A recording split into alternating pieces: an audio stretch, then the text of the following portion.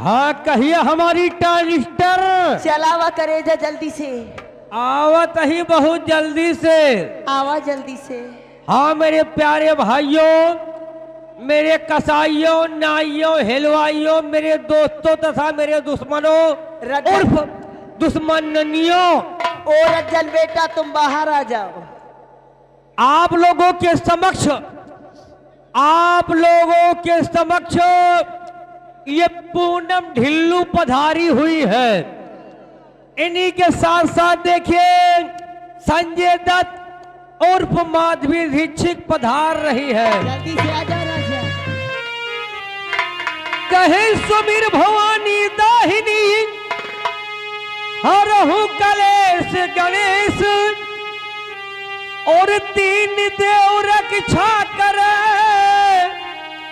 पान बीड़ी सिगरेट। एक बार प्रेम से बोलिए महुआ महारानी की जय। महुआ महारानी नहीं तो बोलिए गांजा महारानी की जय। आई रे रे रे रे रे रे रे रे रे रे रे। अरे साजन मेरा उस पार है, साजन मेरा उस पार है, सलवन के आगे ऊंचा हार है। ओ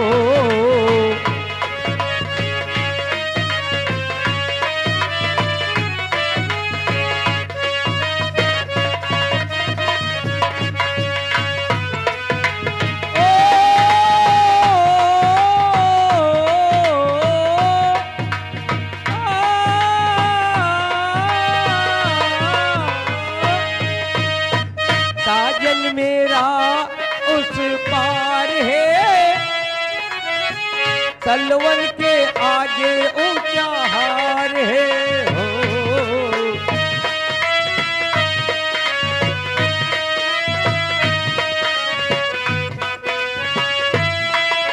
हेलो स्टाफ। हाँ मेरे दोस्तों, अभी तक आप लोग सुन रहे थे, फिल्म का नाम था गंगा जमुना सरस्वती।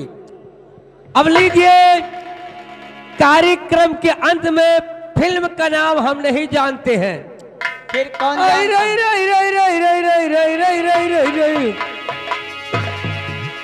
अरे धरती न कई हमला हंगसियाई दी, ओढ़नी मंगावा काले बादल कहे।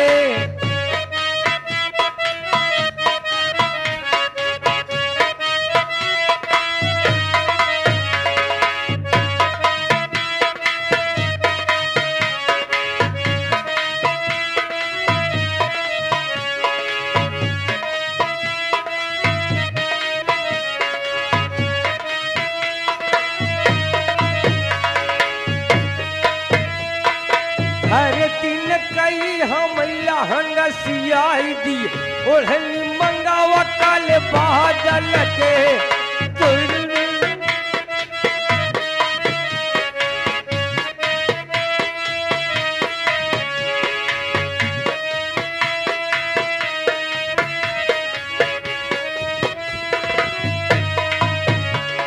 कहे धरती न कई हमला हंगसियाई दिया, ओढ़नी मंगावा काले बादल के। अरे धोनी न मोर पिया गहन गढ़ाई दिया।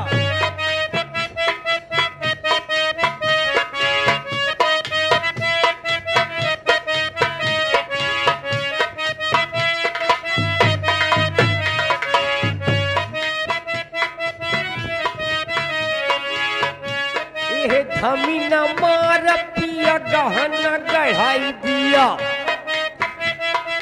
धमी न मार पिया गहन गढ़ाई दी, थपका लगाऊ बैठे कौन कहे।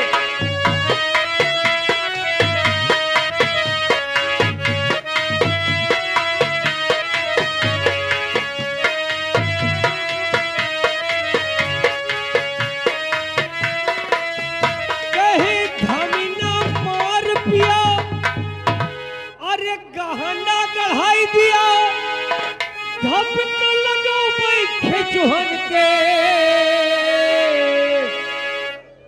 कहे धमिना मार पिया गहना गढ़ाई दिया और धपका लगो भाई ये चुहन के वो कैसे अरे कहे तो दहर मोरी कुमारी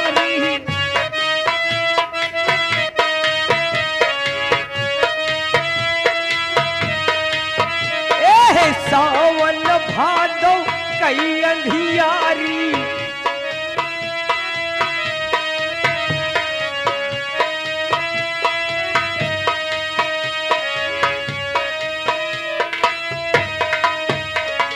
सावन भादो कई अंधियारी जेठवा कहीं की चढ़िया अटारी झूल लिया हो सग बालम के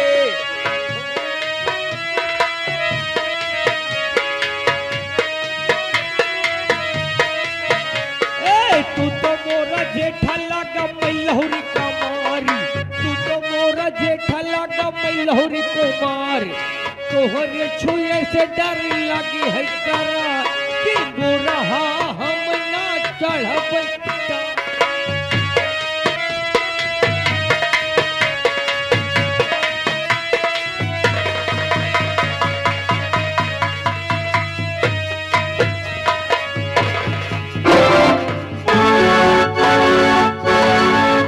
हेलो हेलो, और ये हमारे राहुल सिंह